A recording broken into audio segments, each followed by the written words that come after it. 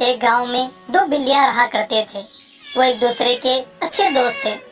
उन्हें जो कुछ मिलता दोनों बराबर तकसीम कर खा लिया करते थे। एक दिन उन्हें एक रोटी का टुकड़ा मिला। उसे दोनों ने तकसीम कर लिया। लेकिन तकसीम के बाद दोनों में झगड़ा पैदा हो गया। एक बिल्ली कहने लगी, तुम्हारी रोटी का टुकड़ा बड़ा है। तो दूसरी बिल्ली कहने लगी, नहीं नहीं, तुम्हारी रोटी का टुकड़ा बड़ा है। ये कहकर दोनों खूब झगड़ा करने लगे। तो बिल्लियां इंसाफ के लिए एक बंदर के पास गई और बंदर को इंसाफ के लिए बड़ा बनाया। बंदर ने एक तराजू लिया और रोटी के टुकड़ों को अलग अलग पल्लों में रख दिया। तराजू का पल्ला एक जानिब झुकने लगा। तब बंदर ने झुके हुए पल्ले से रोटी का टुकड़ा उठाया और तोड़कर अपने मुंह में डाल लिया, जिसके बाद तराजू का दूसरा पल्ला झुकने लगा।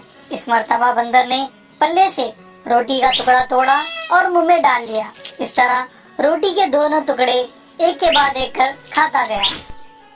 बंदर बार बार रोटी के टुकड़े खाने से रोटी का टुकड़ा छोटा सा बाकी रह गया। ये देखकर दोनों बिल्लियां परेशान हो गई और बंदर से कहने लगी, प्यारे दोस्त, तुमने जो इंसाफ किया ये बहुत है।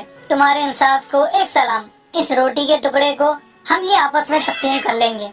बिल्लियों की बातें सुनकर बंदर ने कहा, दोस्तों, तुम दोनों को इंसाफ दिलाने के लिए मैंने अब तक मेहनत की है, तो मेरा सिला कहाँ है? ये कहते हुए रोटी का बचा हुआ टुकड़ा भी उठाकर मुंह में डालकर हजम कर गया। बेचारे बिल्लियां हाथ आए रोटी का टुकड़ा चले जाने से अफसोस करने लगी।